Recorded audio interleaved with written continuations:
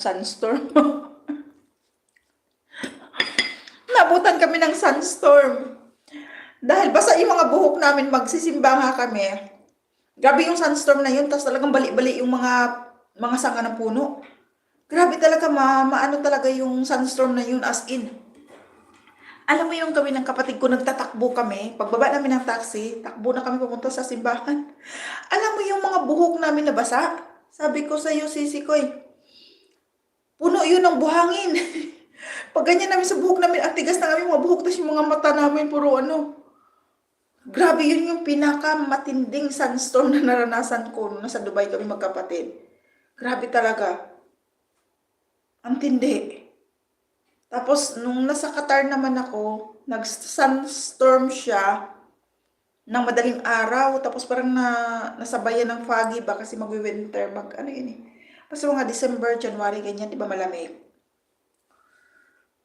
Grabe yung sunstorm talaga. Talagang humahampas sa bus kasi yung ano namin nun, service. Humahampas talaga sa bus. As in, akala mo yung bus gigaywang. Grabe pala siyang, sabi nga, iniisip ko minsan ba, akala ko yung normal na sunstorm, yung parang hahangin lang tapos may alikabok. Hindi pala talaga.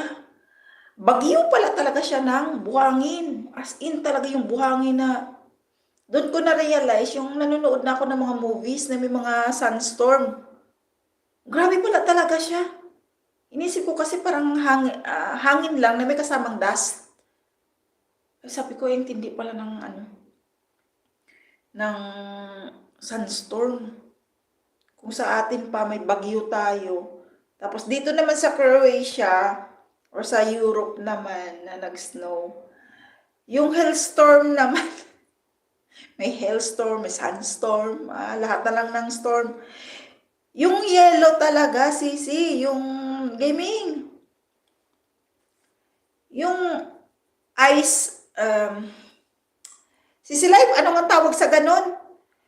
Yung parang ice cubes. Hindi naman cube, basta ice siya. Ice crystals. Mga bato-bato, ice stones. Okay. Ay, sabi ko sa iyo sis, pag umano sa sasakyan mo, naglulundag-lundag pa yan sisi. Dito sa semento, lumulundag-lundag pa yung mga yellow. Parang mga jackstones. Ganon. Ay, sabi ko, totoo pala talaga yung mga ganito. Dito ko lang naranasan yung mga nature, phenomenal, tawag sa ganon. Nakakaloka. Kaya sabi kong ganyan, danas na danas ko yung sunstorm, yung hailstorm, yung nakakatakot naman yung hailstorm, lalo pag malalaki.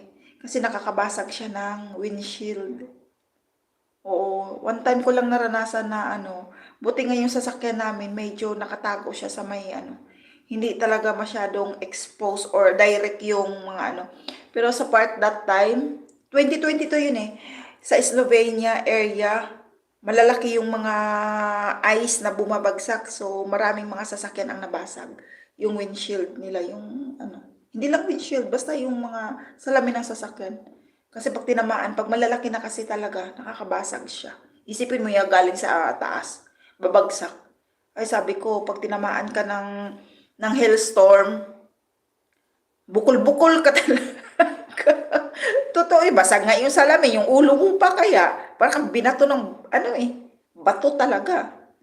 Oh, kasi pag dumapo nga siya, pag naglalanding nga siya sa simento, lulundag-lundag nga yun paano ba sa Bisaya yun, umuuntol-untol, ano ba yun, nagbabounce-bounce, ganyan. So, ganun katindi.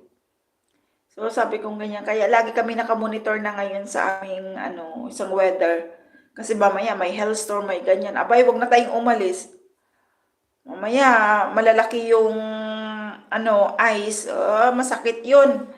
Bukol ang aabutin natin sa ganon. Okay lang yung kang sunstorm kasi bahing-bahing. Delikado din yun, kailangan mo ni mask. Bahing-bahing ka lang noon, tsaka yung mata mo talaga. Delikado din talaga siya pag nasinghot mo. Ang hirap tayo huminga before. Gabi na yung takip mo na talagang mahirap pa rin. Pag sa sunstorm naman. Pero pag yung hailstorm talaga, naku, wag ka ng gagala-gala pag may